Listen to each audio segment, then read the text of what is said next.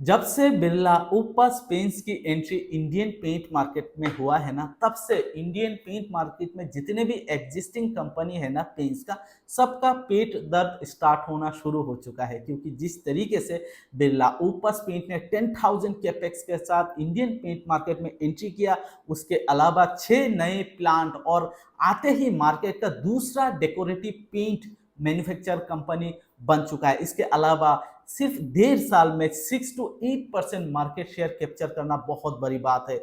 और ये जब से बिरला ओपस का इस तेजी को देखते हुए ना, एक कंपनी, लगभग सभी कंपनी का एक बहुत बड़ा टेंशन स्टार्ट होना शुरू हो चुका है। जैसे कि इसके उदाहरण के तौर पे मैं आपको समझाऊं, हाल ही में आप लोगों ने सुना कि एशियन पेंट के भी जितने भी डीलर है ना, उन डीलरों में से जो भी बिरला ओपस का काम करना स्टार्ट किया था या बिरला ओपस का डीलरशिप लेना स्टार्ट किया था, उसमें हुआ क्या था कि भाई बिरला ओपस ने एक एलिगेशन लगाया कि उस एशियन पेंट के ऊपर कि भाई हमारे जितने भी बिरला ओपस के डीलर है, जो एग्जिस्टिंग एशियन पेंट के डीलर है, उनको एशियन पेंट की तरफ से दबाव बनाया जा रहा है कि भाई आप लोग बिरला ओपस का किसी भी प्रकार का पेंट अगर आप रखोगे तो आपको एशियन पेंट की तरफ से ना ही क्रेडिट लिमिट, ना कोई मार्केटिंग, ना डिस्ट्रीब्यूशन पे किसी भी प्रकार का कोई मदद नहीं किया जाएगा।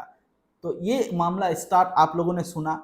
तो उसके बाद रिसेंटली क्या हुआ कि भाई कंपटीशन कमीशन ऑफ इंडिया में एक याचिका दाखिल कर दिया था बिरला ओपस की, ग्रासिम इंडस्ट्री का जो बिरला ओपस पेंट है उस ब्रांड ने। तो ये स्टार्ट होने के बाद, ये मामला थोड़ा सा आगे बढ़ने के बाद, सीसीआई ने अभी कुछ दिन पहले 1 जुलाई से एक इन्वेस्टिगेशन करने के लिए कंपटीशन कमीशन ऑफ इंडिया को 90 डेज का टाइम पीरियड दिया था। यहाँ तक पुराने अपडेट थे, पर अभी नया अपडेट ये है कि भाई एशियन पेंट ने फिर से याचिका दाखिल कर दिया है बॉम्बे हाई कोर्ट के ऊपर, और सीसीआई को, कंपटीशन कमीशन ऑफ इंडिया को चैलेंज किया है कि भाई आप लोगों का जो भी याचिका है ये पूरी तरीके से गलत है। तो ये जो डोमिनेंस का मामला है, एशियन पेंट ने इसको भी चैलेंज किया है।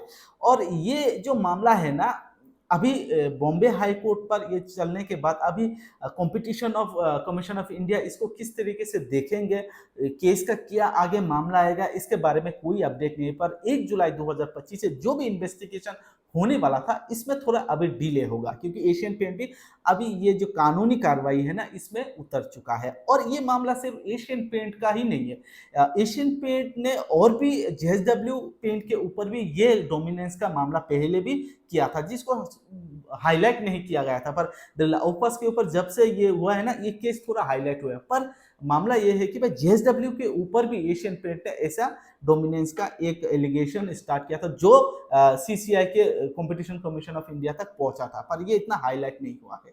ये नंबर 1 अपडेट कि भाई अभी बॉम्बे हाईकोर्ट इसको किस नजरिए से देखेंगे, दोनों कंपनी को किस तरीके से इस केस को आगे बढ़ाएंगे, कौन इसमें दोषी पाया जाता है, आगे आने वाले दिनों में हम लोग देखेंगे। दूसरा अपडेट, इन्हीं इस केस को देखते हुए मैंने ना दूसरा अपडेट देखा है कि भाई 2000, एक केस थोड़ा सा पुराना है, फिर भी मैं आप लोगों को बोलना चाहता हूँ।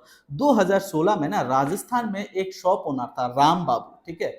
इस शॉप ओनर के पास 16 bucket, fake bucket Asian paint का पकड़ा गया था। इसके बाद एफआईआर भी हुआ राम बाबू के ऊपर, आईपीसी 420 और 120 बी के तहत एफआईआर भी हुआ था, ठीक है। उसके बाद ट्रायल कोर्ट में राम बाबू को गिल्टी ठहराया गया और इसके बाद इसको सजा दिया गया।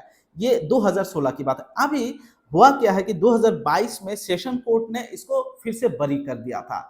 2016 का केस था, 2022 तक चला, फिर 2022 में सेशन कोर्ट ने राम बाबू का बरी कर दिया। पर अभी रिसेंटली अपडेट में एक केस जब सीसीआई का ये देख रहा था, तभी आर्टिकल में मुझे नजर आया कि एशियन पेंट्स ने अभी इस केस के ऊपर हाई कोर्ट में फिर से एक याचिका दाखिल किया है। क्योंकि जो हाई कोर्ट में एशियन पेंट ने दाखिल किया, तो हाईकोर्ट ने ये बोला है कि जो भी राम बाबू के ऊपर मामला था, ये कंपनी के द्वारा नहीं था, एक एजेंट, एक डीलर के द्वारा था, तो कंपनी इसके बीच में ना आए, इसके कहते हुए एशियन पेंट का जो भी याचिका था उसको खारिज कर दिया। तो कहीं ना कहीं एशियन पेंट के ईगो पर लगा, एशियन पेंट ने क्या किया, सुप्रीम कोर्ट पर चला गया और फिर से याचिका दाखिल किया और सुप्रीम कोर्ट ने पूरा मामला ही उल्टा दिया। अभी मामला ये हो गया कि राम बाबू का जो भी केस है ये एशियन पेंट नहीं था और एक एजेंट के द्वारा केस था। तब जो हाई कोर्ट ने बोला था कि भाई ये जो मामला है ये एजेंट के द्वारा था, कंपनी के द्वारा नहीं था, कंपनी के ऊपर किसी भी प्रकार का कोई इफेक्ट नहीं था। पर अभी एशियन पेंट का कहना है कि हमारे ब्रांड का यूज हुआ है और सुप्रीम कोर्ट का भी कहना है अगर किसी ब्रांड के नाम से आप गलत प्रोडक्ट, फेक प्रोडक्ट बेचोगे तो उस ब्रांड का भी नाम खराब होता है। तो एशियन पेंट ने सुप्रीम कोर्ट पर याचिका किया और इसका जवाब आ चुका है और ये मामला पूरी तरीके से बदल चुका है। और अभी अब देखना कि कोई भी फेक प्रोडक्ट वगैरह में अगर किसी कंपनी का कोई शॉप ओनर या कोई फेक पर्सन इसको बेचने की कोशिश करे ना, इसमें बहुत ज़्यादा आपको धाराएँ लगेंगे और इसके ऊपर बहुत ज़्यादा एक्शन हो सकता है क्योंकि सुप्रीम कोर्ट ने इसको सीरियसली लिया है। तो ये एक केस था जो रिसेंटली मुझे दिखाई दिया। इसके बाद एक अपडेट बिरला ओपस का भी है।